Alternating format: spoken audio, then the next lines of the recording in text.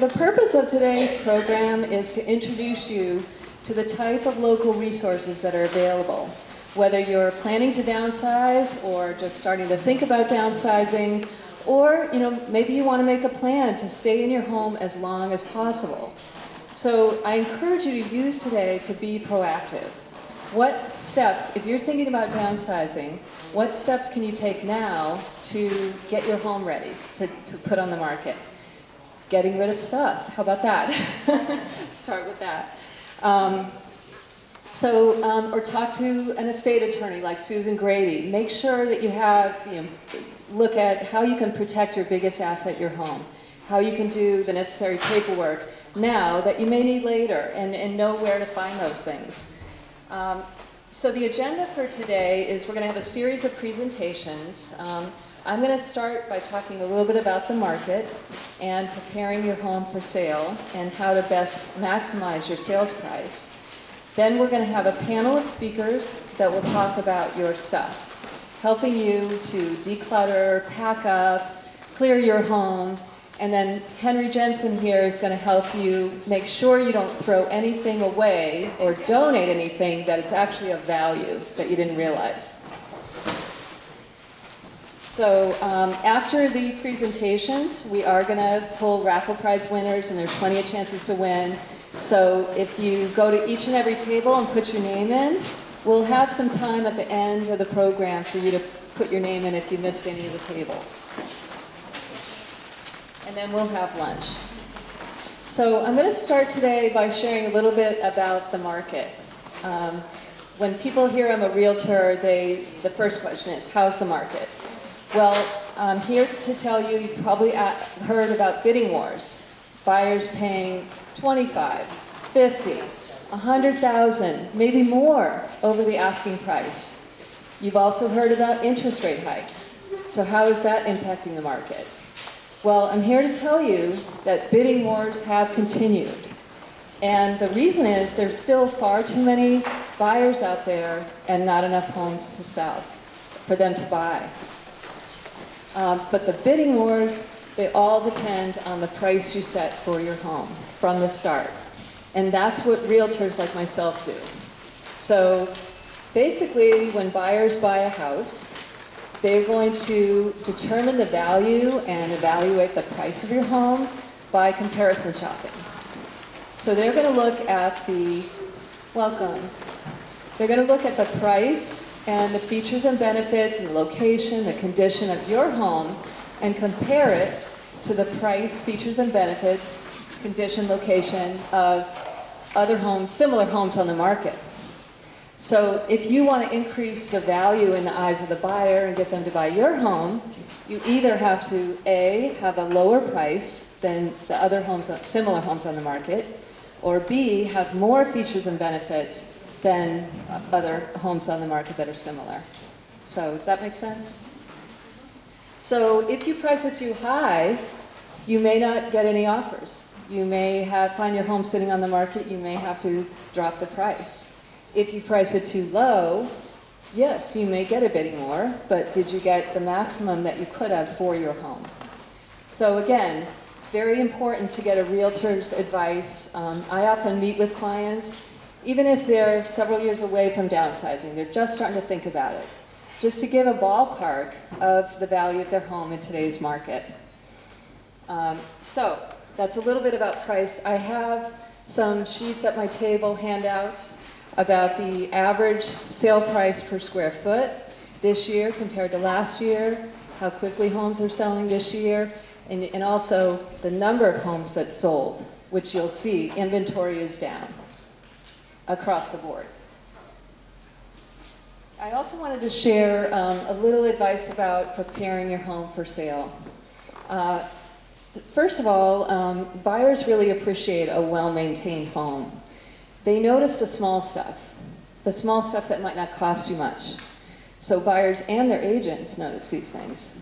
So if you have any, when I go out to meet with clients to give them an estimate of the value of their home, we'll also walk around room by room. We'll look at the exterior, the basement, and I'll give you some advice about what you might do today to get ready, or when you're ready, what makes sense to do, that will get your money back and what doesn't make sense to do. So when I say small repairs, maybe a leaky faucet, maybe you have a couple of rotting boards on the exterior or rotting windowsills. I mean, for curb appeal, but also for the buyers and agents looking at that home, they're thinking about these and they're thinking about how much this is going to cost them and what this represents. So getting your heating system maintained on an annual basis, having that tag there, agents look for those tags, or your septic pump, so these things matter. It also might be worth it to freshen things up. Maybe you want to paint a couple of rooms in today's paint colors. Because at the end of the day, you're trying to attract the next buyer and what they might like. Sometimes I'll meet with a client and they will be excited about how they're going to upgrade their kitchen or bath before they put it on the market. Well, I'm here to caution you about that because we don't know what the next buyer likes. We don't know what their tastes are. So before you think about doing any updates, again, I suggest you get some advice and see what your plans are. In many cases, you're better off just pricing your home accordingly, making sure it looks freshly and maintained, well maintained, and let the next buyer have fun and decide what they want for their kitchen or their bath.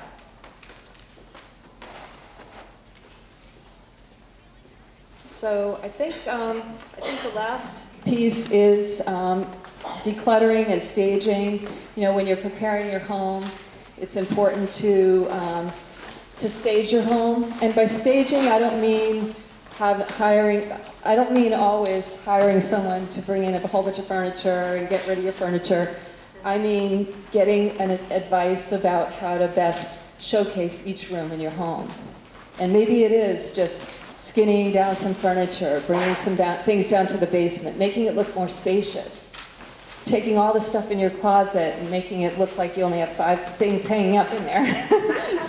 So these old colonials, there are some tricks to making those closets look really spacious. So again, that's the kind of advice either myself or a realtor can give you. So I hope this is helpful. I do have some handouts at my table. And I'm going to turn it over now to a panel of speakers who will talk about decluttering, move management, and Henry and Junk Junk Baby, who will help to clear out your home when you're ready to sell. My name's Lisa Lennard. I'm a professional organizer and move manager based out of Reading, so I do a lot of work up here, and I help people deal with their stuff. I talked to a lot of you who came in today, and whether you're thinking about moving, in the process of moving, never moving, everybody said, oh my gosh, I have so much stuff, or oh my gosh, my partner has so much stuff, and I can't get them to get rid of it. So I help people edit their belongings and find new homes for things so that their house will show better when they sell it, as Debbie said, or just so they can enjoy living in their home, unencumbered by all this stuff. And we all go through life like a roll of Velcro. We're just picking stuff up over the years. And a lot of it is sentimental and hard to get rid of, but a lot of it is not. And so I have a handout at my table with some tips for how to do that. But I just want to talk about 2 points that I hear a lot with my clients. One is that it's really hard to make decisions about their stuff. So I'm going to tell you one tip that all organizers use when they're looking through their stuff, and that is to sort. So I'm going to use Christmas decorations as an example. You probably have some in your attic. Maybe you have some in your basement. Maybe you still have some up in your house right now. I did until last week. You may not realize what you have. So if you get all of that stuff together and you sort all your Christmas decorations into one pile, you're going to realize that you have 6 Christmas wreaths, for example. Maybe you're downsizing and you're moving to a place that has 1 door. So maybe you only need 1 or 2 wreaths. But you're not going to realize what you have, what you're working with, until you get them all together and look at them. So this makes the decision easier, because now you can look at your 6 wreaths and you can say, this is my favorite, or I like these 2. Maybe I'll switch them out every year. And it makes it a lot easier to let go of the ones that you thought, well, maybe I'll use them someday, but you probably won't. Another thing that trips people up is figuring out how to get rid of things. So they've made the decision that they want to get rid of these things, but they don't know if they should sell them, they don't know if they should donate them or throw them away. I always tell people that I hate saying this, your stuff is probably not worth as much as you think it is. You paid a lot of money for it, it was really popular when you bought it, or it's an antique that's been handed down from generation to generation. People have very high expectations of what they have, and they're usually disappointed when they try to sell it. That said, I'm a big fan of the, bang for your buck method of getting rid of things. So I would call somebody like Henry Jensen to come through the house, look through everything. He can unearth the treasures. He can find those one or two things that might be worth a lot of money. Maybe a broken necklace from the 1980s, maybe a document that's in a big giant pile of papers that you think is worth nothing. And then you can get, recoup a little bit of your moving costs or get a little spending money from that. The other option is to do a bigger sale, like, an estate sale or an auction. I like to work with a company called Max Sold to do this. This way you get rid of a lot of stuff at once, and maybe you just get a little bit of money for everything, but all in all that can add up. So, I avoid, yard sales. One-off sales, trying to post things online and find a buyer for them. You have to find just the right buyer for that exact piece. You have to negotiate. You have to wait for them to show up at your house. So I kind of like this, bring somebody in, have them look at everything at once. The stuff that you can't sell, I always recommend donating. And again, I go for the more bang for your buck method here too. I like to donate to bigger organizations that take a lot of different things. So Goodwill, Salvation Army, even Savers. And then you're not, again, driving around and hunting for people to take, one special thing. The hardest thing to get rid of is furniture, even antique furniture that is absolutely beautiful. It's just not in style now. With millennials who are furnishing their apartments are not buying it. So that is when I recommend, calling someone like Henry to come in and look at it. But, you're probably not even going to be able to donate a lot of it. Excuse me. So in those cases, when you've gotten rid of all the small valuables, you've gotten rid of all the stuff that you can donate, I'd suggest calling in a junk hauler. They have junk in their name, but they don't throw everything in the landfill. So I don't want to steal Charlotte's thunder, but they do. Sorry. They do have relationships with organizations who can use these items, and so they can do the hunting, they can do the connecting, and they can donate those things for you. My last tip is to do not try to do it yourself. You get distracted, you get tired, you lose focus. It's always best to work with somebody else. It probably shouldn't be your spouse or your kids. Maybe, a friendly neighbor or a professional like myself. We can come in and help you get focused, and we can come in and help you make, basically I ask questions to get you to think critically and objectively about your belongings. So if you have somebody like that in your life who's compassionate but firm, that's a great tip. So I know that was fast, I blasted through a lot. I have a lot of great tips in my handouts.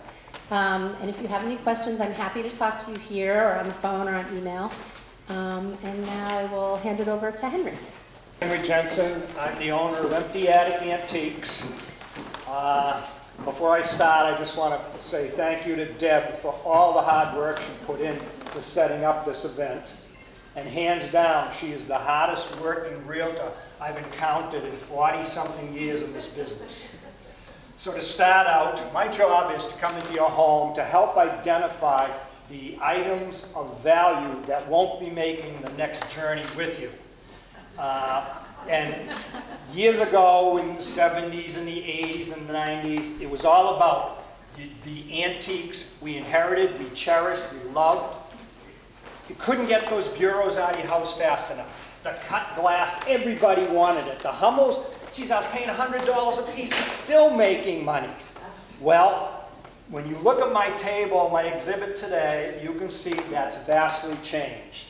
A number of years ago, I sat with an elderly couple, and I'm going through this same speech about the little things, etc. He stops me. He says, Henry, let me get this straight. What you're telling me is you really want to get into my wife's drawers. Well, after a minute or two of uncomfortable silence, we all laughed. But that was the essence of the business today. It's the things people throw away. You know, they oil up a bureau, get it ready for me. I go over, open the drawers. Well, where is everything? You wouldn't have wanted that stuff. It was all cigarette lighters. It was fountain pens that haven't worked in years. It was old change that we don't even know if you can use it anymore.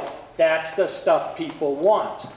So, as you go through this process, you know, you have to take your time. As Deb said, you can't do this in a week or two. You can't decide, I'm going to move next month. You just kill yourself. You give yourself time. You know it's coming anyway.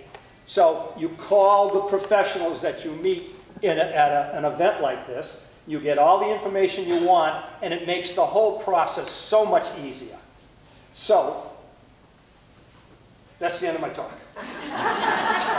Because Lisa covered so much more of what I wanted to do. And the funniest thing that you said is, never have your kids over to help you downsize. I did a house a couple years ago in Lynn.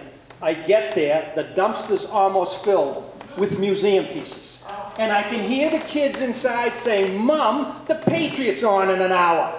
None of this stuff is worth anything. And it's coming right out the windows as I'm standing in the driveway. Well, I had to have those kids empty that whole dumpster. They were so angry with me. But she made thousands of dollars of what was in the dumpster.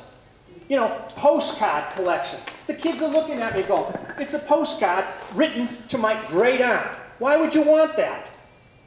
It's a postcard. I don't care who wrote it.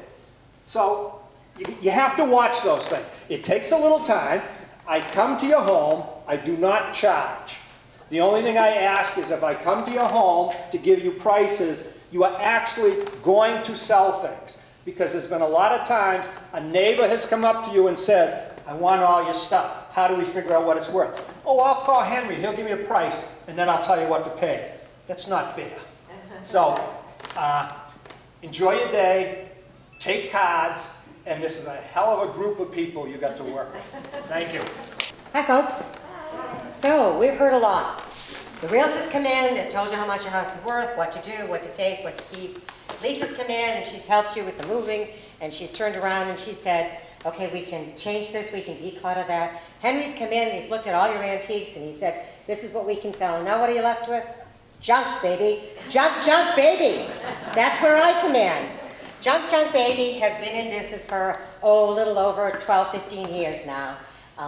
Our founder, Eric Myers, is a wonderful man. We do a lot of work with housing authorities, as well as the Goodwill, Savers. One of the things that we do is we try to help you to take away all of the things that everybody says, it's not worth anything, even though in your heart you say to yourself, but it is. This is where my baby was born. This is the couch that my husband and we used to sit and watch TV.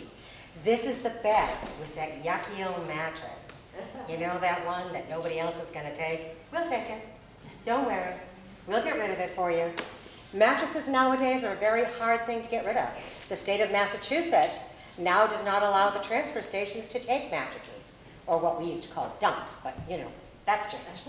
It's a transfer station now. So we will come in and we will take care of that. As a junk company, we drive box trucks, not an open pickup truck, not a big old dumpster. We come in and we take care of your items because we know that there are things that still, even though they're not an antique, you can't take it with you because it's either too big for your new place or in the next chapter of your life you no longer need that. We will take care of those things. We have people call us. A couple of years ago, Salisbury had a huge fire, and there were probably 12 families that were displaced. You may remember this, it was just before the 2020 and everything was going wrong. And there were 47 families that were displaced. Salisbury called us, the housing authority, the town of Salisbury, and said, hey, junk, junk, baby, we need help. We have families that we can find someplace for them to live, but we have nothing for them to sit on. We have nothing for them to eat with. We have nothing for them to put their food in. And we were able to provide to them a number of items to get those families back up and running. Eventually they will get new stuff, but right now they just needed something. Junk Baby will come in, and we will take care of those older things that you no longer need. Or let's say you've been watching the TV and you've been seeing these commercials for these great couches that, you know, go around the whole room, and they've got recliners on this end and recliners on that end, and a thing in the middle that you can drop down and put your snacks in and your drinks. And you say, you know, gee, that would be really great. But I got a love seat, I got 2 couches, I got a couple of chairs. I'm going to get rid of those to get this big wraparound thing. Well, who's going to come in and get rid of the 2 couches and the love seat and the couple of chairs? Junk Baby. That's what we do. Get rid of that old piano. Get rid of that stuff that was in the flood down cellar. Get rid of all the documents upstairs. All those Christmas ornaments that you've kept these, you've given away those, and now you've got all this over here, we'll take those. We take care of it for you. We try to help you by coming in and doing the work for you. You don't have to bag it, tag it, we will. All you have to do is tell us what it is that you want to go. If you want those items to stay, we won't touch those items. But if you want these items to go, we'll take them all out for you. And we'll clean up the space after we're done. Our team is strong, intelligent, friendly, helpful. They will come in. We'll schedule a time that will work for you, the best time that you have, so that we can come in and help you. So call Junk Baby.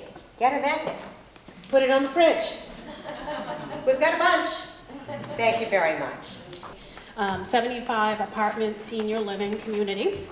And I put together a couple little slides. I'm a very visual person. I wanted to show you what we're all about. So we'll start it off. So this is our community. We are a mix of the independent living, assisted living, and memory care. We are set along the Ipswich River and conservation land, so it's really a pretty and unique setting.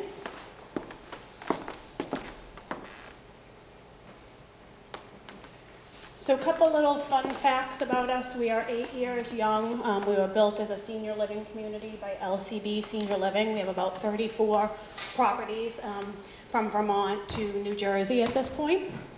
And we are the former site of the Margaret restaurant, if anybody used to dine there back in the day. And we have Megan, who I hope you saw, who made our lunches today. She's our culinary director, has perfected the famous bean dip that the Margaret used to have. I've heard wonderful things about. Like I said, we have independent living, assisted living, and memory care. 75 apartments total, with a mix of studios, 1 bedrooms, and 2 bedrooms.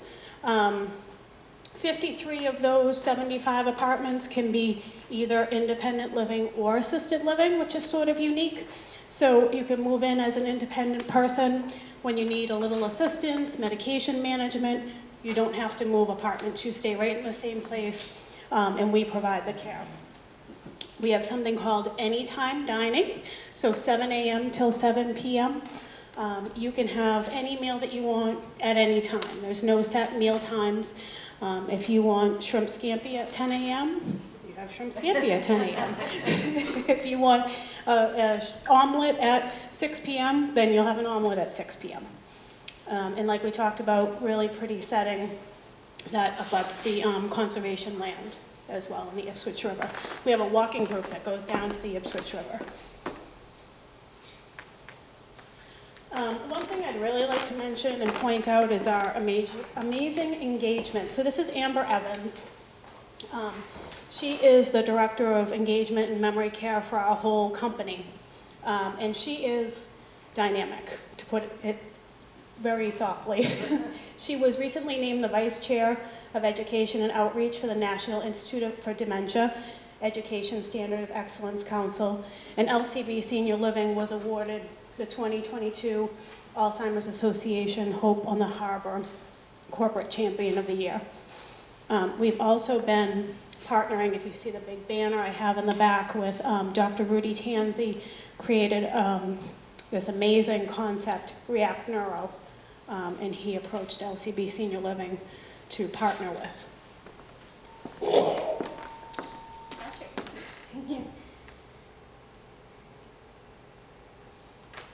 To get back to my friend Megan that came in and is feeding us today, Just a little sampling of some of the pictures of what she does.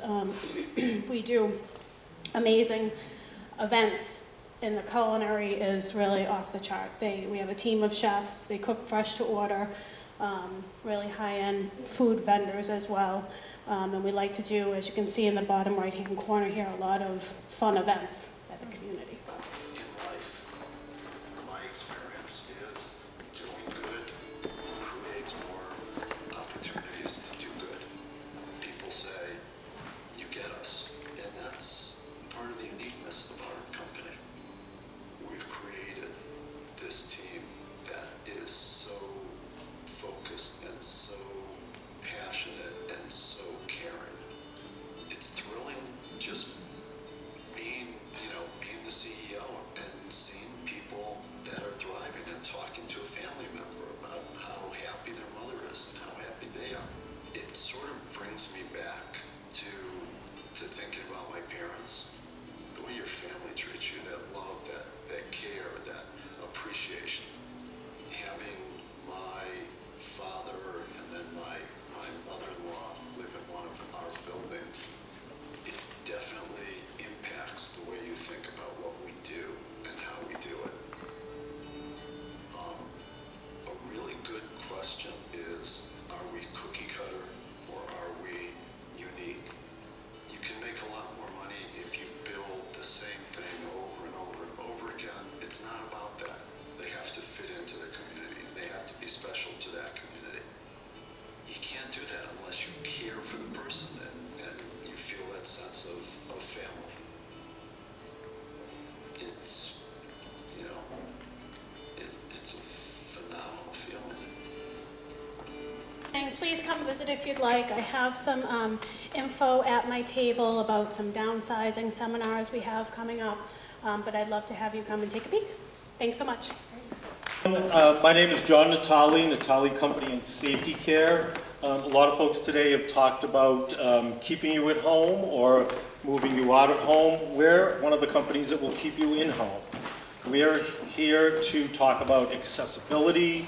We're here to talk about safety and how our family-owned business is going to work with you to keep you in your home for as long as you want to stay there and as safely as we can possibly make it for you. I'm going to show you a fun little video to start on a ramp that we built. It's a little time-elapsed, so enjoy. So this is a typical home that we would work with.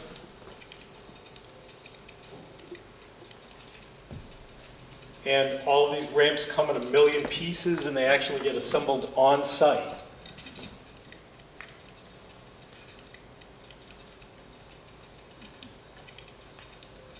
This is some of our crew that was helping that day. I was actually injured during that time. I'm not only the owner, I'm a client sometimes too.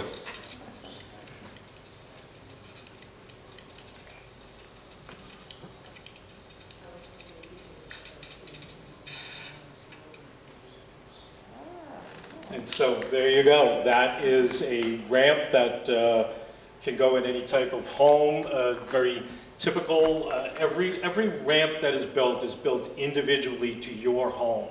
I don't think there's any two ramps that we've ever done that have been exactly alike. So it requires us to come and do a site visit. It requires us to then order the parts specifically to your location, and then we build and we install it. So that's what our ramps are all about.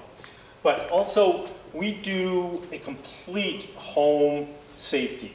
Everything from bathrooms to kitchens to walkways to hallways. One of the things that we do quite a bit is we do chair lifts running from your first floor to your second floor that you can sit in and glide up and down. If you're no longer able to get up to the second floor or down into the basement, we do chair lifts that are also used on the exterior. I think a lot of folks don't know that there are exterior versions of those also. And that's something that can be done, made for the exterior weather. It comes covered up so that the unit can stay outside in the ice and the snow. And that's something that we do quite a bit of as well. I'm going to sort of run through a small little checklist of some of the things for you to think about. You know, we could have a much longer discussion about some of these things, but I'll go through the list pretty quickly. So, in your bathrooms in your homes, you have things such as grab bars, shower chairs, the toilet. All these type of things are areas where safety equipment can be installed. If you have trouble getting up off the toilet, there are safety frames with handles. There are raised seats that will rise you up a little bit. If you still have one of those old-fashioned toilets that's really low and you sit down and you're having trouble getting up and off of, we've got a number of different solutions for that as well. One of the things we do quite a bit, I know a lot of folks are having trouble getting up and stepping into the tub. And we do quite a bit, we cut out your bathtub and cut a passageway from your bathtub so that you can get in and out of your bathtub. And these are things that we do every single day of the week. In your main areas of your home, I think there was a bit of talk earlier about clutter. And I think this is one of the most important things when you're trying to make the home safe, is a lot of times we've accumulated 40, 50 years of stuff in our homes. And I laughed because someone said that you can't move in a week. And it took you 40 years to accumulate all of that. There's no way you're getting rid of it all in 1 week. So it's important to think about what you need, what is in your way. A lot of times we often find furniture that has very sharp corners, very difficult edges to it, so that if you were to fall and slip, you could actually injure yourself leaning into it and falling into it. And so these are things to think about in terms of safety as well too. One of the things that is the biggest nuisance in a home is carpets. I was just in a home last week in Newton where they had some very expensive carpets, area carpets in their home. And I could see the moment I walked in the door, the pad underneath the carpet was sticking out past the carpet. The carpet was bunched up and folded up into little rolls around the edges. And the first thing I said to them was, you really need to get rid of these carpets and do something with them. But it's always that balance of being delicate with folks when you talk about this and you communicate about this. This is a carpet that they were in love with, that they had purchased many years ago. And to now ask them to pick that up and move that out of the way, it's always a discussion that takes sort of care, understanding, and trying to balance that with what your safety would be. So it's something to think about. I think the biggest thing oftentimes is that making sure that you continue to live in an environment that you're comfortable with, but you're also safe in as well too. Kitchens. One of the things that kitchens and a little bit in the bathrooms is, and I speak about this once in a while, is technology.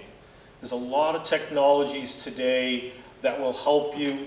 You can just pass your hands underneath your kitchen faucet and the water starts up and shuts off. Same thing in the bathroom. One of the things that we do quite a bit as we get older is we may get up once, maybe twice a night to go to the bathroom. And one of the things that we can do is install lighting that will turn on to guide our path as we go into the bathroom. When we wake up, if a piece of clothing is on the floor, then it creates a trip factor. Just having that light turn on as you get up and as you walk from your bed to the bathroom can be one of the most important things that you can do. So technology can really help these days in that respect. We talked about clutter, we talked about beds. There are bed bars that can be put on the sides of the beds to help you hold on as you get in and out.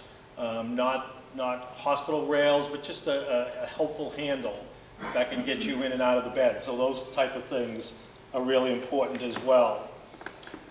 One of the things I often talk about with families as well too is basements. A lot of folks, probably some of you here today, are still going down into your basement to do your laundry.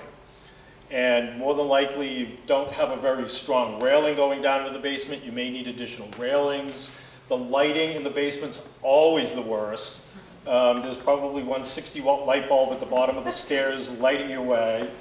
More than likely you have things stacked up on the stairs that are supposed to be traveling down to the basement at some point or coming back up at some point, and decluttering those type of things that could cause trip factors. And oftentimes we suggest to folks, if you have the ability, move the laundry upstairs. Bring it up to your first floor, your second floor, wherever is an area that is going to be most economical in terms of how you do your laundry and how you safely, carry it up and down. I know one of the things that oftentimes a lot of folks do is they get a pull-tight laundry bag. And instead of carrying your laundry down the basement in a basket where you can't see the steps as you're holding the basket in front of you, just take the laundry basket and toss it down to the bottom, and then just walk down while you're holding the railings. Just some of these simple things like that can make all the difference in the world in terms of keeping you safe. Other things such as getting in and out of your garage, same thing, handrails, making sure things aren't slippery, safety things of that nature, adding some non-skid, non-slip things to stairs can make all the difference in the world as well. So all of these type of things, and we could have a very long discussion about all the different things, but those are just some of the items that you can use in your home to keep you safe and secure. And you can certainly come over to me afterwards and we can talk a bit more about it as well too. So thank you all. It's referred to as an aging service access point, otherwise known as ASAPs, and we're also an area agency on aging. Our mission at Senior Care is to help people to remain at home, or if they're moving, to help them in their new location. We cover 9 communities. There are 25 of us throughout Massachusetts.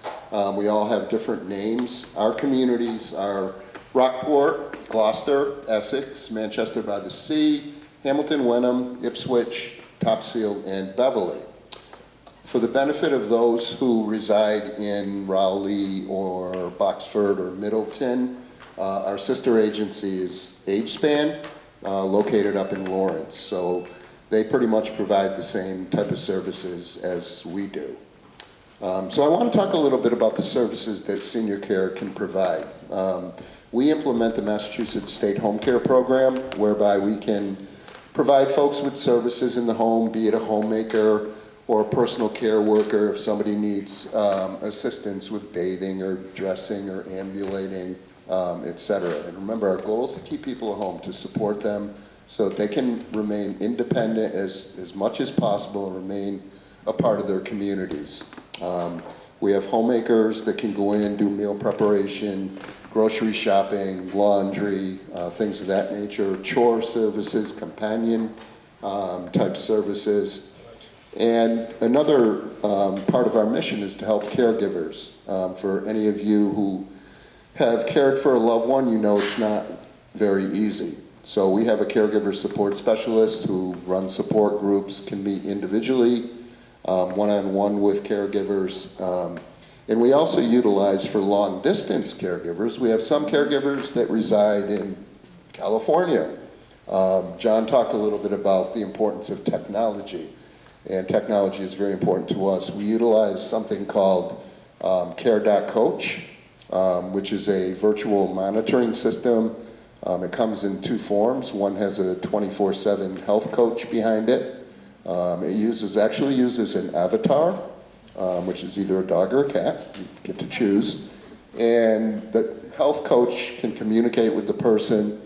We use it to, if people have certain needs, we can tailor that care coach to do med reminders, remind people, have you had a glass of water today, have you taken your weight, whatever that person may need. And the nice thing about it as well is that long-distance caregiver can also communicate.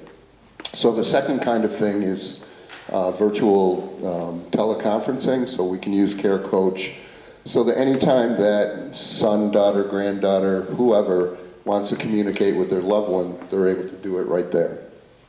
So we really highly value technology. The other thing is, through the State Home Care Program, is we can provide people with tablets, with personal emergency response systems. They now come via a cell phone. So you see the commercials on TV, I've fallen and I can't get up. press the button, and you get help. But the technology has really advanced over the years, so there's more options for that. Except that advertisement is like 40 years old. Right? How about it? I It know. really is. So there's a lot of different forms of technology that we deploy to help people to be safe, remain home, etc. We have a team of care managers who visit with elders, you know, on an intermittent basis, as well as nurses. Our nurses don't really function like a hospital nurse or a nursing home nurse. What they do is they determine eligibility for some of our programs. But if someone needs personal care, our nurse will go to the home, will take a look at the environment, see what's the best way to address their personal care needs. Oftentimes that results in a referral to safety care, be it for grab bars, raised toilet seats, whatever, shower chairs, or whatever it might be. Our nurses also go into our 6 nursing facilities within our catchment area, and they work closely with the staff at the nursing facilities and families. Our goal, one of the goals is to identify people that might want to return to the community and are able to. And then we have a care transitions team that will go in and help to make that happen. We also have, relative to nursing homes, is an ombudsman program. So we have trained by the state volunteers that go into the nursing facilities, and they make sure that the environment is clean, it's up to code. They'll also work with individuals who are in nursing facilities. They might mediate disputes. Oh my God, 2 minutes, that's it? I better speed this up. So we do have involvement in nursing facilities. I want to just tell you about our protective services department.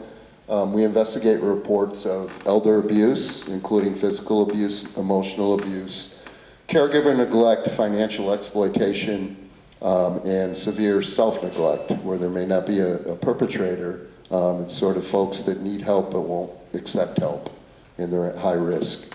Our protective team will conduct an investigation, and then with the elders' consent, we will provide services to address and eliminate or significantly reduce the risk that they're experiencing. We have a big volunteer program at Senior Care. We have about 350 or 400 volunteers. They're located in various nonprofits throughout our area, and plus 3 more communities, Salem, Marblehead, and Peabody, and Danvers. They also we have a money management program, again, staffed by volunteers. The money managers will go into a home and help people to pay their bills. One thing to know about Senior Care and really our aging network is the elder is in control. So we honor and respect people's rights to self-determination, to making their own choices.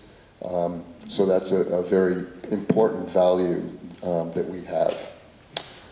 Bell, I'm the Tri-Town Public Health Nurse. I work with Boxford, Middleton, and Topsfield Health Departments. Welcome to the Upside of Downsizing program. So downsizing, selling your existing home and moving into a smaller unit, is sometimes looked at in a negative context or can be scary for people. Naturally, we don't always like change, and family homes give us our identity and can be full of decades worth of memories and things. But as we age, the realities of our changing physical and mental health needs are important to take into consideration for planning, and oftentimes downsizing is actually just right-sizing. Maybe no more stairs, reducing household chores, and maybe no more shoveling in the winter can sound good.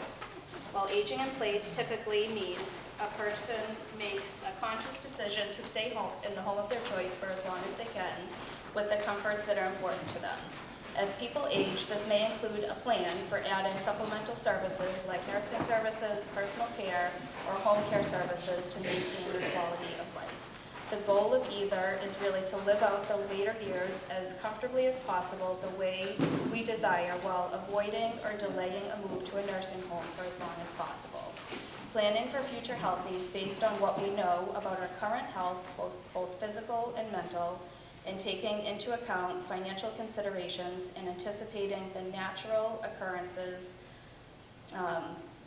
of aging that we will all face at some point, such as reduced eyesight and hearing, reduced muscle mass and strength, decreased flexibility, balance, and mobility, diminished endurance, both physical and mental, and higher risk of accidents and falls due to bone loss. These are all just a part of the normal aging process. So what are the functions of the local health department? The health department's role in each town is to protect public health, your health. The health departments typically consist of a health director, an administrative assistant, a public health nurse, an inspector, and a board of health. Each town is responsible for inspecting food establishments, septic systems, recreational camps, public pools, swimming beaches, and upholding codes for sanitary living conditions. The health department also investigates and provides outreach on foodborne, waterborne, and communicable diseases like COVID-19, monkeypox, Campylobacter, Salmonella, Triple-E, human rabies exposures, and many other diseases. We also run vaccine clinics for flu and COVID immunizations. We make home visits for many homebound individuals, among many other tasks of the health department. So my primary concern as a public health nurse when I go into a resident's home is assessing for safety. Living independently at home for as long as possible is generally everyone's goal. So I do a lot of education for people on two primary things: how to reduce the risk of falls and food safety. Some brief fall stats. Falls are the leading cause of fatal and non-fatal injuries in people older than 65. 1 in 4 people 65 and older fall each year. And 25% of falls cause serious injuries such as hip fractures or traumatic brain injuries. And injuries such as hip fractures are risk factors for placement in nursing homes. So what can we do right now?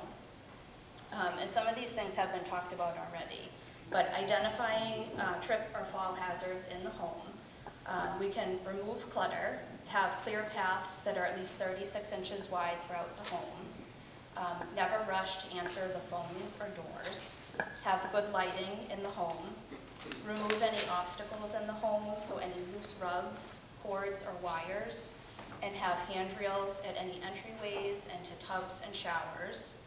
And also be mindful and careful with common daily tasks like bending over to pick up items like mail, shoes, or when feeding pets or watering plants. Be extra cautious when doing things like that. And then also things that you can do today is to just go home and evaluate those things. Is there a way to make those things safer? Is there somebody that can help you with those everyday tasks so that you're not at risk for falling when doing those tasks? So do an evaluation and get help where you can in those areas. And then also plan ahead in case a fall does occur. So how will you alert someone if you do fall? Do you have a life alert? Do you have an Alexa nearby that can alert somebody? We often don't think of those things, but those are very important to think ahead because we need to be able to alert somebody if we do fall. And then also tell a family member, a friend, and your doctor if you do fall. Don't be embarrassed if you do fall. There are many reasons that people fall, and the cause should be determined. Sometimes the cause is simple. It's a simple fix. It can be something like a medication check. Sometimes a blood pressure medication needs to be adjusted so that it doesn't happen again. So always tell somebody if you do fall. Food safety is the other important topic that I educate residents on. Older adults are at an increased risk for hospitalization and death from common foodborne illnesses like E. coli and Salmonella due to chronic illnesses, autoimmune conditions, and immune systems that are weakened by age, and the risk from dehydration from certain medications. So some important things you can do to protect yourself from common foodborne illnesses are keeping a watch on product dating and expiration dates. Those really do mean something. I know a lot of us like to ignore those things. Also, avoid soft cheeses, raw, undercooked poultry, meats, and eggs. Avoid sprouts, hot dogs, and deli meats, all of which have higher risks of foodborne illnesses. And always thoroughly wash fruits and vegetables. So don't pick at those grapes when you're in the supermarket. Always wash your fruits and vegetables. And always keep raw meat separate from ready-to-eat foods. foods. Don't cross-contaminate foods or surfaces. Cook foods to safe temperatures, and always refrigerate cooked foods promptly. This means within 2 hours. Don't leave cooked foods out. Don't thaw meat on the counter, and keep in mind that food that has gone bad doesn't always taste bad, so don't gamble. When in doubt, throw it out. And wash your hands before and after handling food. And always know the symptoms of food poisoning. So diarrhea, stomach pain, nausea, vomiting, cramps, and or fever can indicate food poisoning. Always seek medical care for symptoms that persist and report to the health department. We investigate foodborne outbreaks. And lastly, as you're thinking about either downsizing, aging in place, or right sizing, whatever it is, always think about what's important for your mental health as well. Think about what's most important for you, whether it's staying close to your family or friends. Are they nearby? Can you visit easily? Do you have pets? Are they allowed where you're thinking about going? Or who can help you take care of them if you need it? Do you like to walk? Do you like to exercise? Can you continue to do those things easily? Do you still like to drive? Are the streets well lit? Are they safe and easy for you to navigate still? There are a lot of questions to continue, but all the people that are here today are here to help keep you safe as you age. And also, if I am here, I have flu vaccines, I have COVID boosters available, so if anybody hasn't had their COVID or flu booster, I am here in the back with those, and I do have COVID test kits available. Or if you have any questions on any of the things that I've talked about, certainly come and see me or enter for the raffle. So thank you very much. We're a wonderful community. We have 135 apartments. We do have independent living, assisted living, and dementia care. So we have the full continuum of care. It works nicely for people that come as a couple. If we have a couple that move into independent living together and someone's needing dementia care, that spouse can move to dementia care, and the other resident can remain in independent care, and they can still have all of their meals together and spend as much time as they'd like. What sets us aside from all other communities is Brightview. We can assist with the highest level of care we offer in the state of Massachusetts. And what I mean by that is a one-person assist, two-person assist. We can bring Hoyer lifts into Brightview, right into your apartment. Palliative care, end-of-life, hospice. You don't need to leave Brightview. You can stay there for as long as you'd like. The other thing is the residents. Our residents and families are amazing. We have a wonderful calendar of activities that I brought with me. If anybody would like to take a peek, it's at my table. You're welcome to come in for any of these events, activities if you'd like with a friend. If you want to come for a drink at 3:30, any day during the week, you can meet me in the pub. We'll be there. At 3:30, we have beer and wine. You can bring your own alcohol as well. And we have a Valentine's luncheon with a violin performance on Valentine's Day. If anyone would like to come and try out the food and just no commitment, just come spend some time and have a fun day. Do you have any questions for me? How big is it? We have 135 apartments. Oh, and I forgot to mention, the second best thing are the residents. And I actually have a sister sitting here who her twin sister lives at Brightview, Jean. So Jean's twin sister lives at Brightview. She's an awesome resident. You'll always find her sitting by the fireplace in the morning drinking her coffee. Yep, and Kathleen used to be our activities director. So what size are the apartments? we have all different sizes. We have studios, one bedroom with a den, 2-bedroom, 2-bath. All different styles. What if someone wanted to bring a pet? Did they bring a pet? Yes, we have 5 dogs right now, 2 cats, 1 bird, and 1 turtle. And the dogs fight for who's in charge. Any other questions? Thanks for having me. My name is Susan Grady.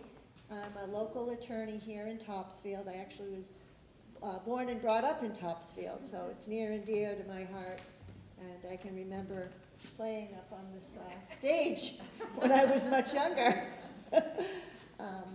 But I specialize in 3 areas of the law. And I've been practicing for 27 years. I can't believe it because I'm only 29. But I practice in estate planning, which has evolved to not only include planning for after death, but also as medical technologies have increased, along comes the risk of becoming disabled, whether it's a physical incapacity or some cognitive decline. Estate planning has evolved to include the disability planning part of an estate plan. Can everybody hear me? It's okay. And I also do kind of a subspecialty within estate planning, which is elder law. Now, elder law is, it's a fairly, I mean, I used to say it's a fairly new area of the law, but now over the span of 25 years, it's become quite a specialty as people are aging in place and aging, the downsizing and right-sizing and doing the healthy, safe reasons to allow for a healthy, productive life towards the end of someone's lifespan, which is increasing. So elder law is the estate planning part with an eye towards preserving and protecting your assets from the costs of long-term care with different strategies. And then the third area of specialty is probate law, which is really married to the estate planning and elder law component. Is how do you help families after someone actually has passed away now? And how do we navigate through perhaps the probate court process or evaluating an estate and doing trust administration to help families, and most importantly, the person who has passed away, making sure their intentions and wishes are carried through. So, in the interest of time, I can only kind of touch the treetops of estate planning. So I'll talk about some of the essential estate planning documents that everybody should have, whether you're 18 or 128. Everybody really needs to have really a last will and testament. I'm a big proponent of trusts, and they're all different types of trusts based on the objective of the person or the couple. Then there are the disability planning documents, which begin with a durable power of attorney. And then there's the healthcare component with a healthcare proxy complemented with a HIPAA release authorization and a living will declaration.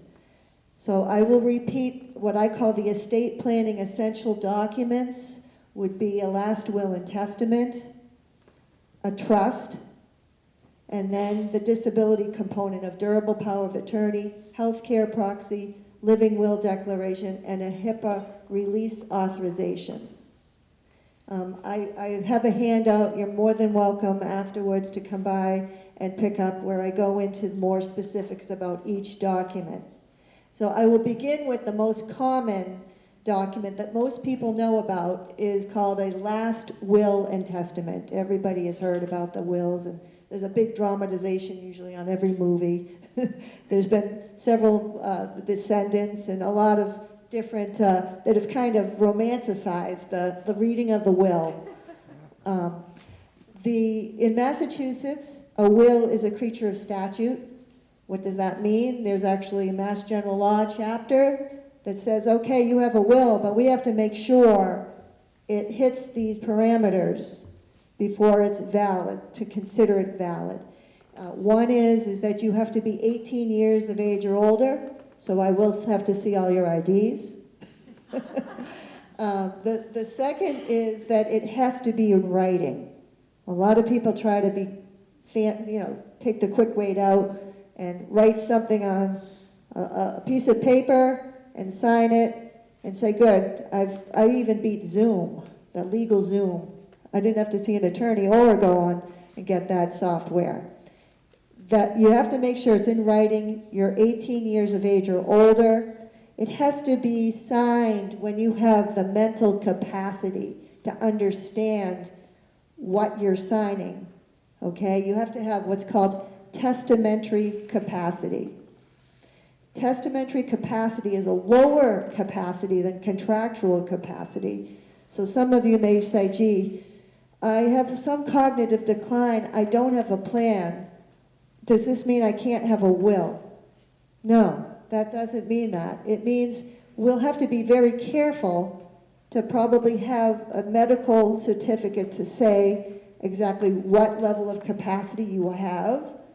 But if you have you do have periods of lucidity that would still allow us, so long as you know it's your will, you understand the natural objects of your bounty, who the beneficiaries are, and we have actually 2 witnesses attest to the fact that you are signing your will with the correct mental capacity, and that you are signing it without undue influence of anybody else, and you would sign it before the 2 witnesses and in front of a notary. Okay?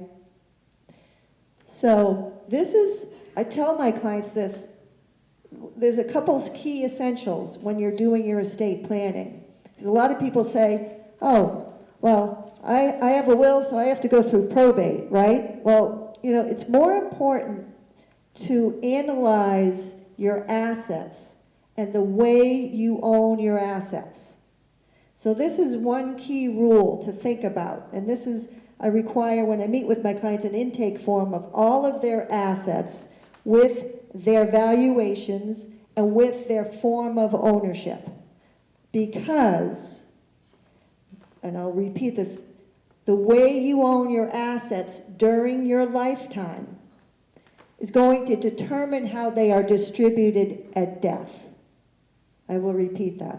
The way you own your assets while you're alive determines how they're distributed at death. What does that mean? What does it mean? What we do is when you look at your estate, and your estate is really another way of what are your assets. And to help people, you can kind of try to categorize your assets one of 3 ways. The first would be real estate. The second would be what I call retirement assets, things like your IRAs, your 401ks, your 403bs. I also put annuities in this category, and I also put life insurance in this second grouping. And then the third category are, you'll love this, the non-retirement assets. What are those? Those are your bank accounts, your certificates of deposits, your brokerage accounts, your U.S. savings bonds, your treasuries. So once we kind of sit down, we've got the real estate here, we've got the retirement accounts here, and then we have the non-retirement accounts. We look at the real estate first, okay? So most forms of ownership of real estate is by way of a deed. So if you own a home or any real estate, take out your deed, dust it off, and see how you own it. I don't know, I see a few Great Hill people here. Great Hill is a 55 plus here in Topsfield, and that's a Massachusetts homeowners cooperative, which is a little bit different animal because the form of ownership is not a deed. It is in the form of a stock certificate, believe it or not, and then a lease gets recorded at the Registry of Deeds. But for purposes of our discussion, most forms of ownership of real estate is by way of deed. And if you're married, you're usually, one form of ownership is husband and wife or spouses by the tenancy by the entirety. That's a form of joint ownership between spouses in which when one spouse passes away, it automatically goes to the surviving spouse by operation of law. Okay? So what we need to address is, okay, that's all well and good, but what happens when the surviving spouse passes away? Or what if there's an estate tax? Or what if there's nursing home? We have to go through what people's concerns as a family are and objectives. But for purposes now, the initial meeting would be analyzing the assets to see how you own your real estate. And most people have a home, and most people have an interest in protecting it from potential costs of nursing home. And there is a special trust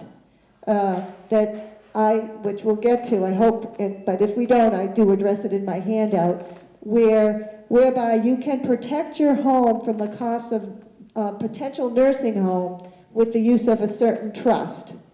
So long as you meet this 5-year Medicaid rule where you have to have transferred your home into the trust and recorded the deed into the trust 5 years before going into a nursing home. That's where that subspecialty of elder law comes in. But just for purposes now, we're trying to decide, do we have to probate the will? Let's look at the assets. So we look at the real estate. We see how it's owned. The second category of assets are what? The retirement assets. So your retirement assets and your life insurance and your annuities, your IRAs, your 401ks.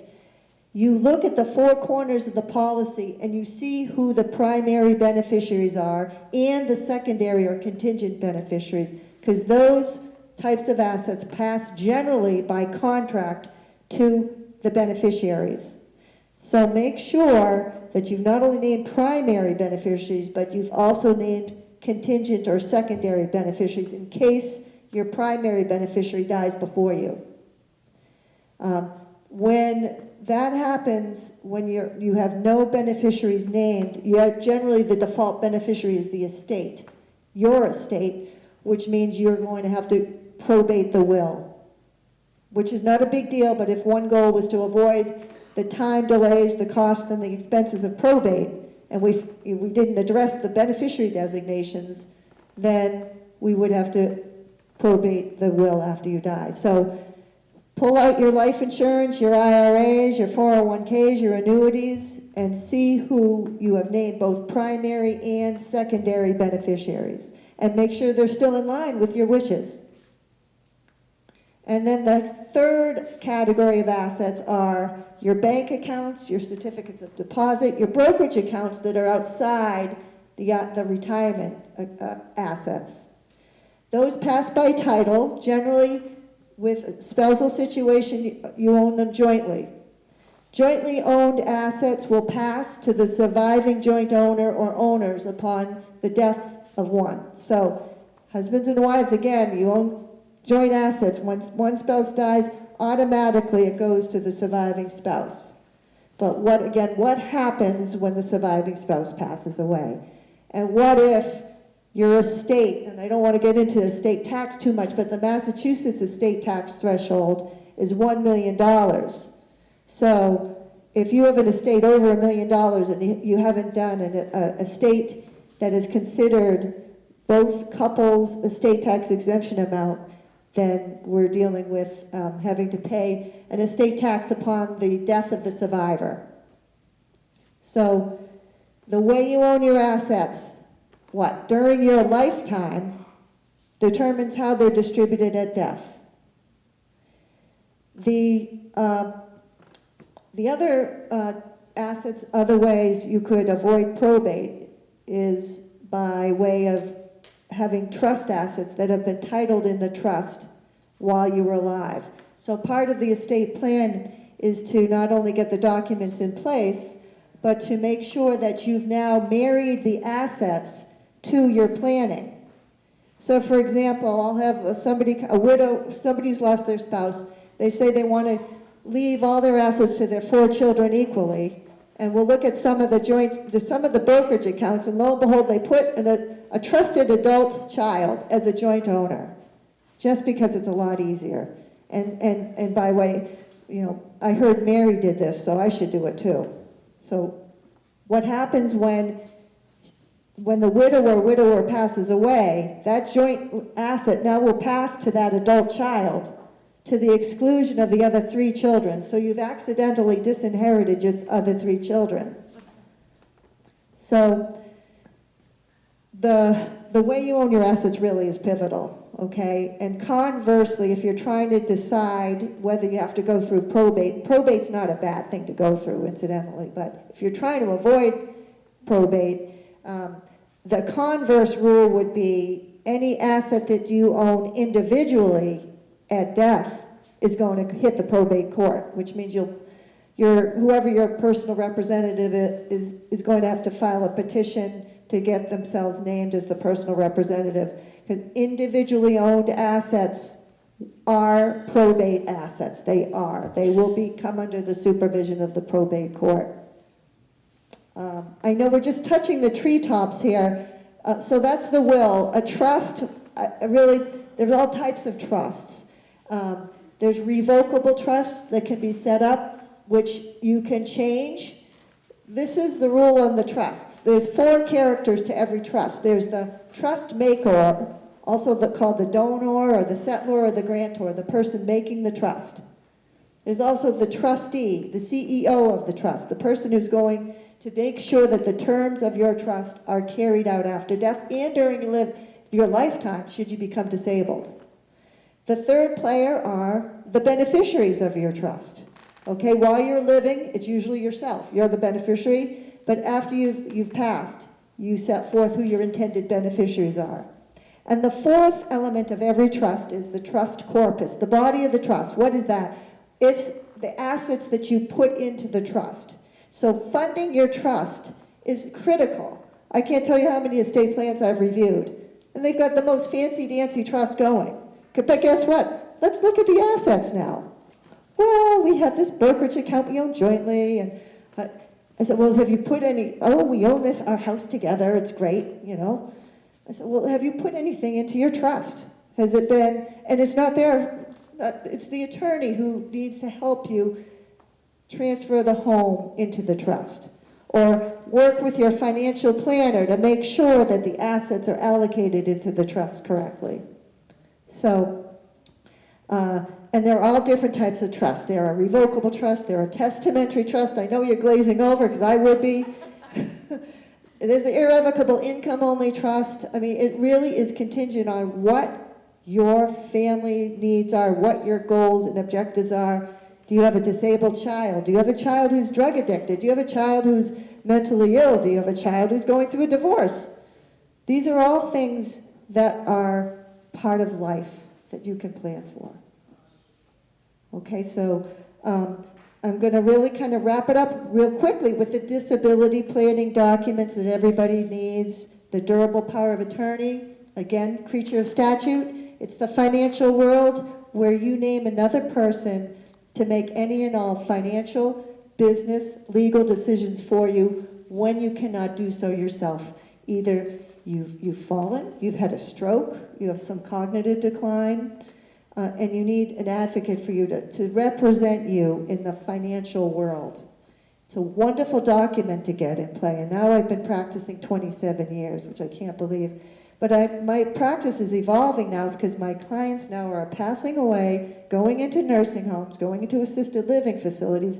I'm getting the phone call that mom died, my husband died, or I can't sell the house now because I'm being told that I need a guardianship or a conservatorship with a single transaction.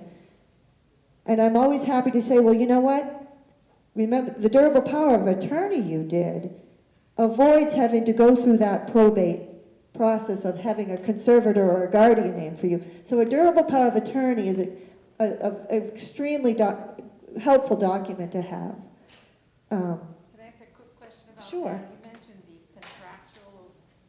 Contractual capacity. Yes, with power of attorney, does it need to be the contractual level? Yes, it does, because a lot of times when you are acting as an attorney, the agent, you're entering into contracts. So it's very good, excellent question. So I've got to wrap it up, because so you need your durable power of attorney for financial decision making when you can't. You need a healthcare proxy for the medical healthcare decision making when you're not able to, with a living will declaration that states your intentions, that you do not want heroic measures used to keep you alive if you've tested flatline on an electroencephalogram. Say that 5 times fast. That just means you're in a vegetative state. And then you need a HIPAA release authorization, which is the Patient Privacy Act, where you give permission to release your otherwise confidential medical information to the people that you name. You've been a wonderful crowd, and I appreciate you all being here. It's not easy, but aging gracefully. But you're doing, as far as I can see, everybody in here is doing it. And I have to say, my father and sister are here. So, thank you.